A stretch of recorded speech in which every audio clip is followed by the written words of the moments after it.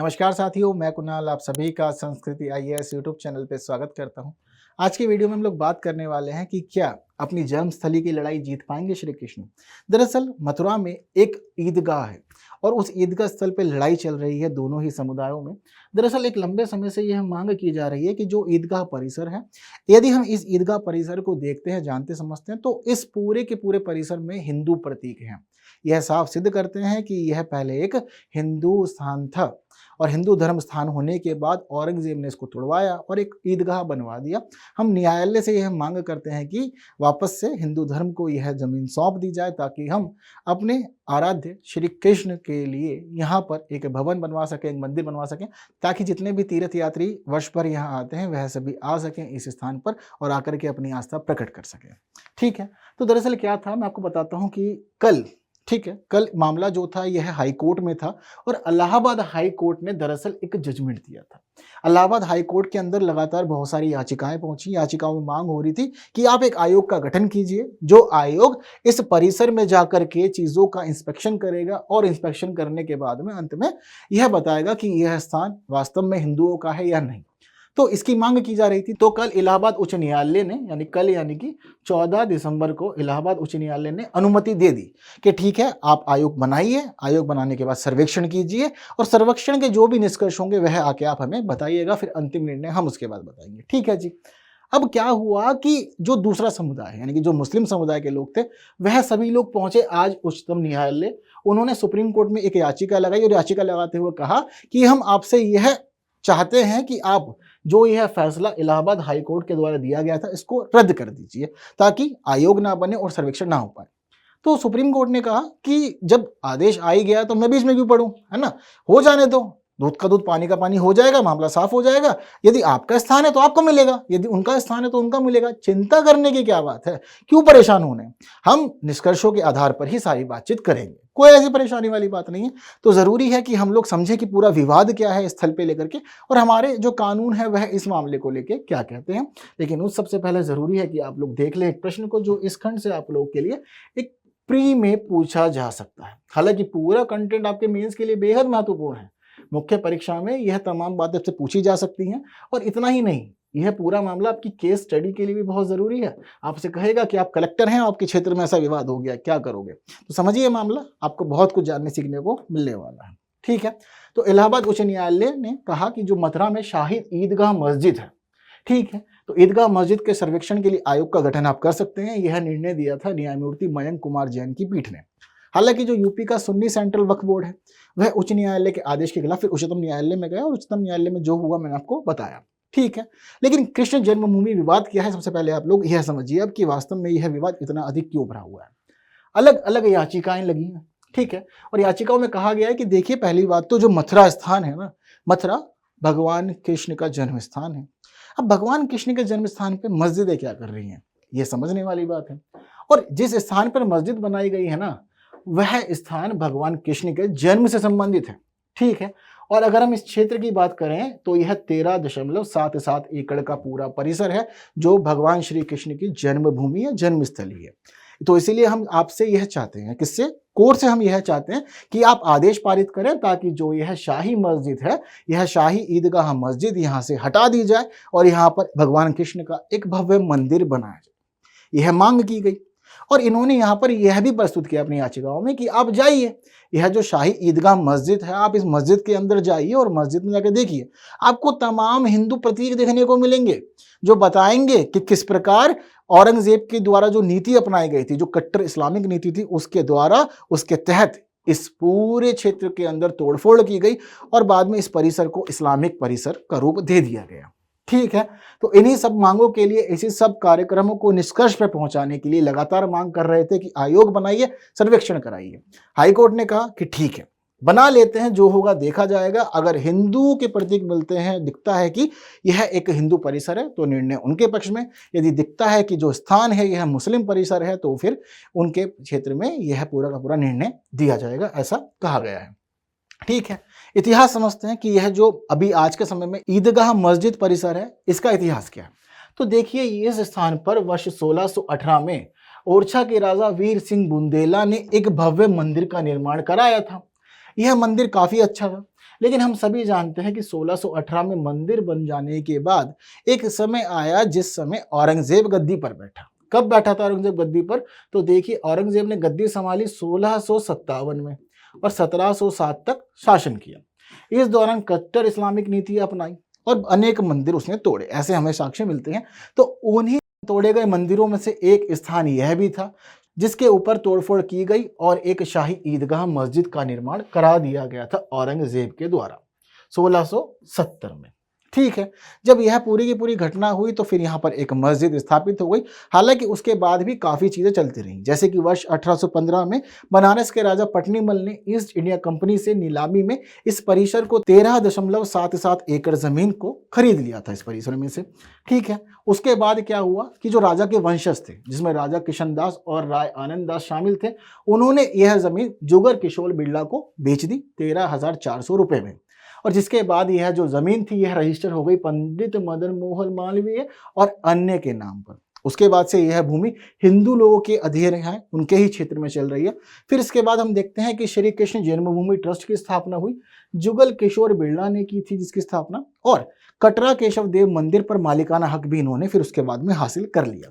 इसके साथ साथ ही वर्ष 1956 में मंदिर के मामलों के प्रबंधन के लिए श्री कृष्ण जन्मस्थली सेवा संघ की स्थापना की गई और 1977 में पंजीकरण सोसाइटी ने इस संघ के नाम के स्थान पर संस्थान को ऐड कर दिया। ठीक, अब 1977 के बाद क्या था कि जो बातें थी, जो चीज़ें चल रही थी, काफ़ी छोटे मोटे स्तर पर चल रही थी। ऐसा नहीं था कि मामला न्यायालय में पहुंचे और फिर न्याय की गुहार लगाई जाए, ऐसा कुछ भी नहीं हो रहा था। लेकिन वर्ष 2020 में ऐसा अनुभव किया गया कि भाई उत्तर प्रदेश के अनेक क्षेत्रों में सिविल कोर्ट में याचिकाएं लगाई गई और याचिका लगाते हुए हर जगह पर यही बात प्रस्तुत की गई कि मथुरा में जो यह शाही ईदगाह मस्जिद है, यह शाही ईदगाह मस्जिद नहीं है, यह हिंदुओं का पवित्र धार्मिक स्थल है, इसको गलत रूप दिया गया है। अगर आप अंदर जाके देखेंगे तो बहुत सारे प्रतीक हैं जो हिंदुओं से संबंधित हैं। तो उस सब के बाद बहुत सारी याचिकाएं सिविल कोर्ट में लगने लगी। हालांकि शुरुआत में काम यह हुआ कि श्री कृष्ण जन्मभूमि जो ट्रस्ट है, उस ट्रस्ट के द्वारा ही याचिकाएं लगाई जा रही थी। तो इस वजह से सिविल कोर्ट में याचिका शुरुआत में खारिज कर दी और कहा कि कृष्ण विराजमान के अनुयायी होने के कारण आप खुद इस प्रकार के मामले दर्ज नहीं कर सकते। यदि सामान्य जनता हमसे मांग करती तो हम कुछ सोच भी सकते थे। तो ऐसी स्थिति में फिर क्या हुआ कि बहुत सारी याचिकाएं जन सामान्य के द्वारा लगने लगी और जब सभी लोगों ने याचिकाएं लगाई तो याचिकाएं इतनी सारी हो गई कि अंत में 26 मई 2023 को इलाहाबाद उच्च न्यायालय एक्टिव हुआ और इलाहाबाद उच्च न्यायालय ने कहा कि भाई ऐसी जितनी भी याचिकाएं हैं, जो याचिकाएं मथुरा की शाही ईदगाह मस्जिद से संबंधित है, यह सारी याचिकाएं मेरे पास भेजो, मैं निर्णय लूंगा। तो 26 मई 2023 से सारा मामला इलाहाबाद उच्च न्यायालय में चल रहा था और जिसके बाद हम देखते हैं कि इलाहाबाद उच्च न्यायालय ने अनुमति दी कि आप आयोग बनाइए, सर्वेक्षण कराइए, अंत में जो होगा देखा जाएगा। और जिसको रद्द करने की मांग सुप्रीम कोर्ट में की गई और सुप्रीम कोर्ट ने उस मांग को रद्द कर दिया गया। अब आगे की जो भी कार्रवाई होगी वह पहले कमीशन बनेगा, कमीशन बनने के बाद में फिर सर्वेक्षण होगा। जब सर्वेक्षण हो जाएगा तो फिर सारी रिपोर्ट कोर्ट के सामने पेश की जाएगी। ठीक है, हालांकि आने वाले समय में क्या होगा, सभी लोग अपने अपने पक्षों की तरफ से उम्मीद करते हैं कि उनके फेवर में जजमेंट जाए, उनके फेवर में ही निष्कर्ष निकले। ठीक है, तो जैसा भी सर्वेक्षण रहेगा देखेंगे, जानेंगे, मामला समझेंगे, उस समय क्या भी होगा। लेकिन उस सबसे पहले जरूरी है कि हमारे देश का कानून कहता क्या है। ठीक है, तो वह जो कानून है उसका नाम है उपासना स्थल विशेष प्रावधान अधिनियम, जिसको 1991 में बनाया गया था। दरअसल यह अधिनियम मुख्य रूप से 2 तिथियों से संबंधित है। एक तिथि आएगी 15 अगस्त 1947, जिस दिन हमारा देश आजाद हुआ था। दूसरी तिथि है अधिनियम के लागू होने की तिथि, जो वर्ष 1991 है। ठीक है, तो इसकी जो प्रमुख बातें हैं वह समझिए। केंद्रीय कानून है, 18 सितंबर 1991 को पारित हुआ था। इस अधिनियम को खासतौर पर बनाया गया था मंदिर और मस्जिदों के बीच के विवाद को सुलझाने के लिए। यानी कि जब कभी भी कोई क्लेम करता है कि यह स्थान हिंदुओं का था या यह स्थान मुस्लिमों का था, तो उन समस्याओं को निपटाने के लिए, उस विवाद को निपटाने के लिए ही तैयार किया गया था यह अधिनियम। लेकिन कुछ खास बातों को समझिए आप कि इस अधिनियम में क्या क्या वह बातें कहती हैं। सबसे पहली बात, धारा 3 अपने आप में बहुत खास है। तो धारा 3 यह कहती है कि देखिए, हमारे देश का जो परिसर जिस रूप में स्थापित है, ठीक है, जैसे कि मान लीजिए कि कोई स्थल है मंदिर, तो यह अधिनियम यह कहता है कि जो मंदिर के रूप में हमारे पास में है उसके साथ कोई छेड़छाड़ नहीं होगी अब, मंदिर है, मंदिर ही रहेगा, आने वाले समय में मंदिर के रूप में ही लगातार वह जाना जाएगा। इतना ही नहीं, अगर आपने मंदिर को यह नाम दिया है कि यह भगवान श्री कृष्ण का मंदिर है या फिर यह प्राचीन शिव मंदिर है, तो ऐसी स्थिति में आने वाले जितने भी साल होंगे उतने सालों तक यह मंदिर इसी रूप में जाना जाएगा। आप कभी भी इस मंदिर को श्री कृष्ण मंदिर के स्थान पर शिव मंदिर का नाम नहीं दे सकते या किसी और देवता को यह मंदिर समर्पित नहीं कर सकते। तो यानी कि इन्होंने कहा कि जिस देवता का है, एक धर्म के अंदर एक देवता को मंदिर समर्पित है तो उन्हीं के पास रहेगा, आप चेंज नहीं करेंगे। ठीक है, ये बात हुई धर्म के अंदर की ही। इसके साथ साथ इन्होंने दूसरी बात इसी धारा में यह कही है कि आप जब धर्म के अंदर ही नहीं बदल पा रहे तो इन्होंने यहां पर यह कहा कि एक मंदिर को या एक परिसर को, एक स्थान को दूसरे धर्म में भी स्थानांतरित नहीं किया जाएगा। जो मंदिर है वह मंदिर रहेंगे, जो मस्जिद है वो मस्जिद ही रहेंगे। यह प्रावधान किया गया था इस अधिनियम की धारा 3 के अंदर। ठीक है, सारी चीजें क्लियर है आपको। इसके साथ साथ ही इस अधिनियम की धारा 4(1) महत्वपूर्ण है, क्योंकि धारा 4(1) में कहा गया है कि 15 अगस्त 1947 तक हमारे देश में जो धार्मिक स्थान जिस रूप में विद्यमान था, अब आने वाले समय में वह वैसा ही बना रहेगा जैसा कि वह 15 अगस्त 1947 का था। यानी कि जिस रूप में हमें आज़ादी में वह स्थान मिला है, आने वाले समय में देश के सभी नागरिक उस स्थान को उसी रूप में स्वीकार करेंगे। इतना ही नहीं, इस अधिनियम की धारा 4(2) में कहा गया है कि 15 अगस्त 1947 को जो स्थान जिस रूप में हमें मिला था, ठीक है, उस धार्मिक स्वरूप के परिवर्तन से संबंधित जितनी भी याचिकाएं कोर्ट में लगी हुई है, यानी कि 15 अगस्त 1947 को हमें कोई स्थान मस्जिद के रूप में मिला या मंदिर के रूप में मिला, लेकिन उसके लिए एक डिस्प्यूट है, ऑलरेडी कोर्ट में रजिस्टर है और कोर्ट में मामला चल रहा है। तो इस अधिनियम के लागू होने के बाद में यह आदेश दे दिया गया कि जितने भी ऐसे डिस्प्यूट हैं सबको निरस्त कर दिया जाए। अब ऐसा कोई भी मामला नहीं चलेगा, क्योंकि जो स्थान जिस रूप में है उसी रूप में स्वीकार लेना ठीक है। बेवजह का डिस्प्यूट खड़ा करेंगे तो फिर चीजें विवादित होंगी, सांप्रदायिक होंगी, जो कि ठीक नहीं है। तो इन्होंने साफ साफ कह दिया कि धार्मिक स्वरूप के परिवर्तन के संबंध में जो भी बात न्यायालय में है, अधिकरण में है या किसी प्राधिकारी के पास है, लंबित पड़ा हुआ है, तो हर एक मामला अब रद्द कर देते हैं, उस पर कोई भी नया मुकदमा या कानूनी कार्रवाई नहीं की जाएगी। ठीक है, तो यह निर्णय इन्होंने दे दिया, एक प्रावधान कर दिया धारा 4(2) के अंदर। इसके साथ साथ ही इन्होंने यहाँ पर यह भी उपबंध कर दिया कि 15 अगस्त 1947 के बाद तथा अधिनियम के लागू होने के पहले हम देखते हैं कि धार्मिक स्वरूप अगर बदला गया है किसी स्थान का और उससे संबंधित कोई वाद या कोई अपील न्यायालय में लंबित है, तो उससे संबंधित जो भी निर्णय आएगा वह निर्णय आएगा धारा 4(1) के अनुरूप।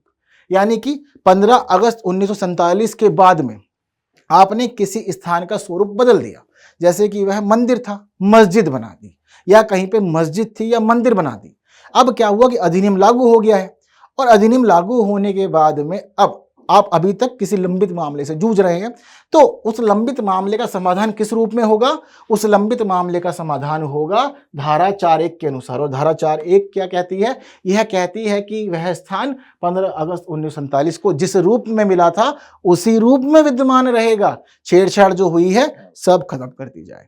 यानी कि 15 अगस्त 1947 की तिथि इस कानून में महत्वपूर्ण है। जैसा कि आपको मैंने पहले ही बताया, जिस रूप में स्थान मिला उसी रूप में स्थापित कर दिया जाए, यही चीज ठीक रहेगी। ठीक है, वहीं इसकी धारा 5 में यह प्रावधान किया गया कि राम जन्मभूमि का मामला, जो अब हम देख रहे हैं कि भगवान श्री राम का भव्य मंदिर वहां तैयार हो रहा है, तो जिस समय इस अधिनियम को तैयार किया गया था, इसमें क्लियर कह दिया गया था कि यह जो अधिनियम है देश के सभी परिसरों पर, सभी भवनों पर, सभी मंदिरों और सभी मस्जिदों पर लागू होता है, लेकिन जो बाबरी मस्जिद का मामला था उस पर यह लागू नहीं होता, क्योंकि मामला कोर्ट में था। इन्होंने कहा कि काफी ज्यादा तूल पकड़ा हुआ है, तो जजमेंट फाइनल जब आएगा तब आएगा, लेकिन उसको हम इसमें शामिल नहीं करते। क्यों शामिल नहीं करते? क्योंकि 15 अगस्त 1947 को यह स्थान हमें मस्जिद के रूप में मिला था और उस समय भी विवादित था।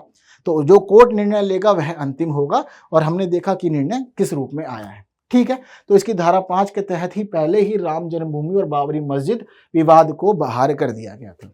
इस अधिनियम की धारा 6 में यह भी कहा गया कि हमारे देश में यदि कोई व्यक्ति इस कानून का पालन नहीं करता, यानी कि समझा रहे हैं कि बिना मतलब छेड़छाड़ मत करो और धार्मिक स्थानों का रूप मत बदलो, उनकी मान्यता मत बदलो, उनको लेकर लोगों की जो आस्था है उसे छेड़छाड़ मत करो, पर कुछ लोग या कुछ समूह बेवजह ऐसे काम करते हैं, तो ऐसी स्थिति में धारा 6 में प्रावधान है कि देखो भाई, अधिकतम 3 वर्ष तक की सजा हो सकती है ऐसे काम करने पे। क्यों? क्योंकि भारत जो है, पहली बात तो एक धर्मनिरपेक्ष है ना, एक पंथ निरपेक्ष देश है, सेकुलर है हम लोग। सेकुलर होने के बाद जब कभी भी ऐसे मामले उठते हैं तो ऐसे मामले उठने के बाद सांप्रदायिक रूप लेते हैं, जिससे कि दंगे भड़कने की संभावना होती है, अव्यवस्था फैलने की संभावना होती है, जो कि ठीक नहीं है देश के लिए। तो इसीलिए जो परिसर जिस रूप में है, क्या ही फर्क पड़ता है, इसको स्वीकार कर लिया जाए, बेवजह की छेड़छाड़ ना की जाए, यह व्यवस्था की गई है इस अधिनियम के अंदर। क्लियर है बात सारी सभी लोगों को। इसके साथ साथ यह अधिनियम यह भी कहता है कि इस पूरे के पूरे अधिनियम में सिर्फ मंदिर मस्जिद या धार्मिक स्थल ही शामिल है। ठीक है, अधिनियम में क्या कहा गया कि सिर्फ धार्मिक स्थल ही शामिल है। इस अधिनियम में उन स्थलों को शामिल नहीं किया गया है जो स्थल पुरातात्विक स्थल है। ठीक है, यानी कि हमारे लिए एंशिएंट है और धर्म से का कोई संबंध नहीं, ऐसे स्थल इसमें शामिल नहीं है। या फिर ऐसे स्थल जो स्थल प्राचीन स्मारक और पुरातत्व स्थल एवं अवशेष अधिनियम के तहत संरक्षित है, उनके ऊपर भी यह अधिनियम लागू नहीं होगा। तो उन्होंने कहा कि देखिए, पुरातात्विक स्थलों पर नियम लागू नहीं होगा, अधिनियम लागू नहीं होगा, और साथ साथ यह हमारे देश का जो आर्कोलॉजिकल सर्वे ऑफ इंडिया से जुड़ा हुआ महत्वपूर्ण अधिनियम है, उस अधिनियम के ऊपर भी यह पूरे के पूरे प्रावधान लागू नहीं होंगे।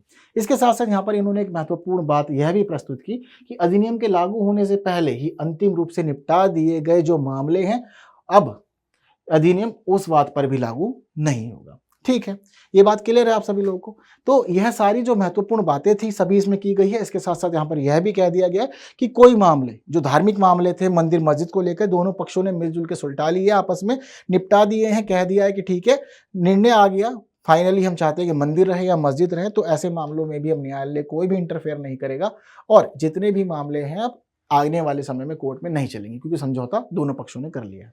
ठीक है, तो अधिनियम काफी महत्वपूर्ण है आप सभी लोगों के एग्जाम के लिए और बताता है कि 15 अगस्त 1947 की तिथि कितनी महत्वपूर्ण है, किन किन मामलों को शामिल किया जा सकता है, किसको शामिल नहीं किया जा सकता। हालांकि इस अधिनियम का एक पूरा सारांश हमें यह देखने को मिलता है कि 15 अगस्त 1947 को जो स्थान जिस रूप में स्थापित था वह उसी रूप में रहेगा, ऐसा यह अधिनियम कहता है। हालांकि आने वाले समय में जजमेंट जो आएगा वह किस रूप में आएगा हम देखेंगे। और आप क्या चाहते हैं, क्या हो स्थल में, स्थल का रूप परिवर्तित कर दिया जाए या नहीं, यह सभी बातें आप लोग कमेंट में बताएंगे। और इस पूरे मामले पे आप सभी लोगों का क्या रुख है, क्या विचार है, यह भी आपको कमेंट में बताना है। साथ साथ आपको कमेंट में यह भी बताना है कि इस प्रश्न का आंसर क्या है। एक बेहद ही सरल सा प्रश्न है आप सभी लोगों के लिए। ठीक है, तो जल्दी से इसका आंसर भी कमेंट कर दीजिए। वीडियो अच्छी लगी है, जानकारी मिली है तो बाकी साथियों तक जरूर शेयर करें, वीडियो को लाइक किए बिना नहीं जाए। हालांकि आपको आंसर भी चाहिए होगा तो देखिए प्रश्न का आंसर आपकी स्क्रीन पर है। उम्मीद करता हूं कि सभी चीजें क्लियर हुई होंगी। अगले वीडियो में फिर मुलाकात करेंगे कुछ नई बातों के साथ, तब तक के लिए विदा दीजिए। Thank you so much.